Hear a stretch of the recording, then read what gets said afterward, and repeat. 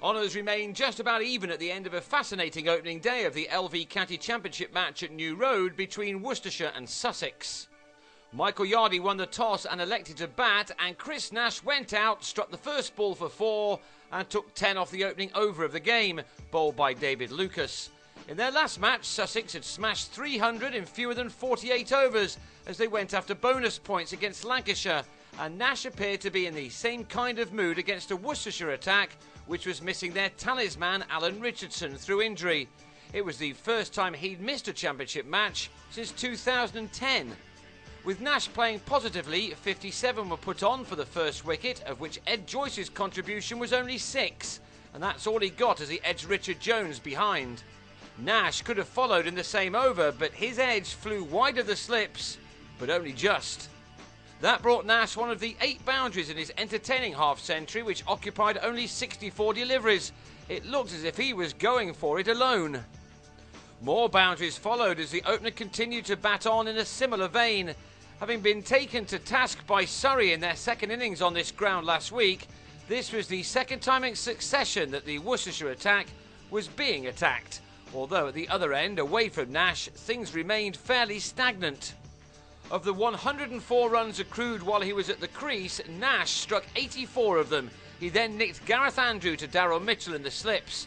The batsman could hardly believe what he'd done, but it gave Andrew his first wicket of the season on his return to fitness. It was Nash's highest score for a year. Murray Goodwin soon joined Nash back in the hutch to leave Sussex on 110 for 3, but Yardy and Luke Wells then did their best to restore the energy into their innings and to make sure that the umpires were on their toes. They added 43 in the next 14 overs. But the afternoon session really belonged to Worcestershire, and that was thanks to Jack Chantry, another playing in his first match of the summer. He trapped Yardy in front for 15, did the same to Wells, who'd batted for more than 2.5 hours over his 39, and he then had Joe Gatting caught off a slice drive 5 balls later to reduce Sussex to 167 for 6, Chantry taking 3 for 10 in a 9-over spell.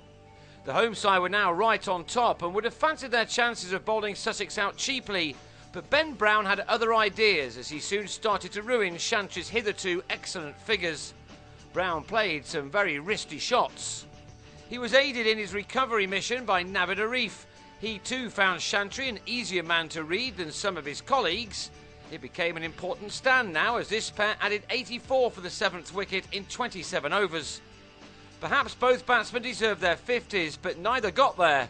On 42, Brown used the back of his bat to send a ball from Lucas into the hands of Vikram Solanki, while Arif had made 46 when he threw the kitchen sink at a wide ball from Jones and nicked to Ben Scott. There were still more than 6 overs left for Worcestershire to finish off their opponent's innings, but instead Steve McGoffin put bat to ball to ensure that it was his side which just about finished this day ahead. McGoffin made 24 at a run a ball before stumps were drawn. So Sussex will resume on the second morning on 283 for 8, still confident of reaching the 300 for their third batting bonus point. They will then leave it to their bowlers to see what damage they can cause.